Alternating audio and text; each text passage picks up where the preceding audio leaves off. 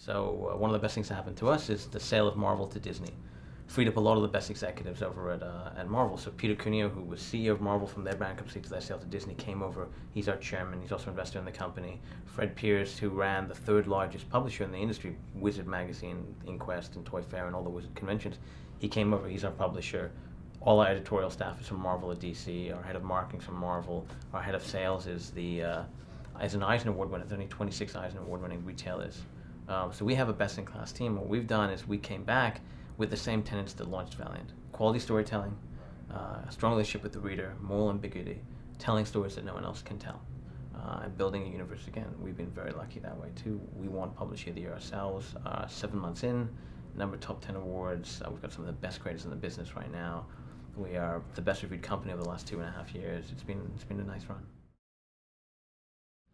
So I was working in Hollywood. I worked at Universal Studios.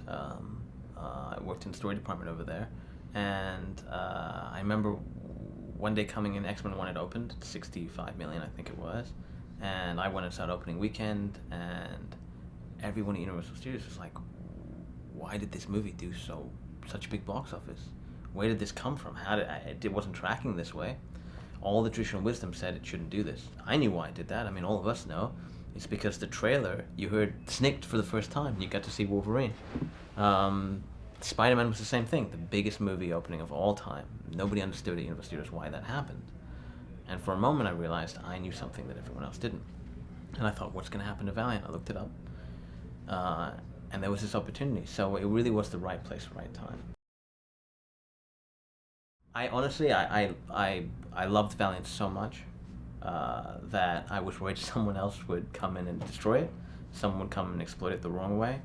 So I called a buddy of mine who was an entrepreneur out in Philadelphia, and I actually made a list. I made a list of 5 people that I knew. And on that list were people that either had the resources or had the business acumen or had the passion. And there was one guy that had the resources, the business, and also was there with me growing up when Valiant was huge and understood what Valiant could be. Because that was a huge component that I think people underestimate, is you had to be there to see what it was, to understand how we could get there again. And I called him and I said, let's do this. If nothing else, we'll just learn something. We'll go through the process, we'll learn something. We didn't actually think we'd get there. We thought Marvel or Disney or Sony would come in and grab the assets. And luckily and unluckily for us, the whole process was rife with problems. So there was documents that went missing, there was changes in scheduling, there was, to give you a sense, there was about 86 parties that put down their big deposit, tens of thousands of dollars deposit, to do their due diligence.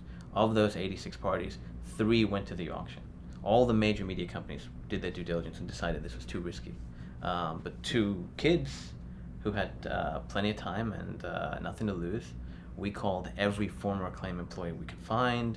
We got hold of all the documentation that wasn't part of the due diligence, because we called these guys and we got them faxed it over, we met them, we bought them lunches, we put a picture together, and even then we came second in the auction. Even then we didn't have the resources to be number 1. And again, we got lucky/unlucky.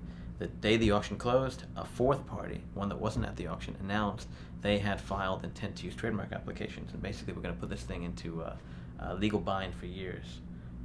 The winning bidder pulled out, said, I don't want this headache. We came in and we fought that battle for 2.5 years. Eventually prevailed, and were able to start the business. So it literally was 2.5 years of standstill fighting a legal battle as young adults, as kids, before we could even start building the business. Yeah, it's interesting because I think it really was that we were big fans of it. And then also what we've done here is we haven't gone out there and called Hollywood or gone out there and run out to Hollywood for meetings and said, hey, make a movie, we just want to be movie producers. Life's too short for that shit. So what we do is we just look at the comics. We want to be a comic publisher. We want to tell great stories. The rest of it will come. And not only that, we've got a whole team, including major guys from this industry who've backed us and believe in that. They believe if you tell the best stories you can, the rest of it will fall in place. We also have, and I don't want to diminish this, we also have a benefit that a lot of other publishers don't, which is we have a lot of resources, which is why it took so long for us to launch. Is we built a plan and we knew we needed a certain amount of runway. And we would not launch until we had that runway. So we built that runway, and now it's given us 10 years. We have 10 years to take this slow, just get the carrots on the board, get people to like them, tell great stories, tell a second great story, tell a third great story. That's what the Valiant is. The Valiant is the next great story. The Valiant #1 is that Jeff Lemire Paolo Rivera book, the next great story with Eternal War and Bloodshot. That's what Ninjak is. It's Ninjak's origin. We're finally getting there 3 years in. Another publisher would have done that day one, issue one, coming out month one. We took our time, 3 years, and we know where we want to be down the road, and we'll get there. We don't mind putting the bricks down one by one. It's going to sound crazy. We'd like to be the #3 publisher in the business, and I think we can get there. And I think it's going to take a lot of time, but we have the characters, we have the creators. I think we've got the staff, we've got the runway. There's a lot of stuff going on that we haven't announced yet. I think you guys will see it over the next 3 to 4 months. Some things that are really going to get people very excited. Things that are going to...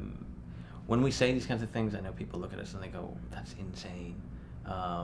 It's great. It's the kind of passion that you want to see, but it's insane. And I think you'll see that we've been very, very busy over the last year or two.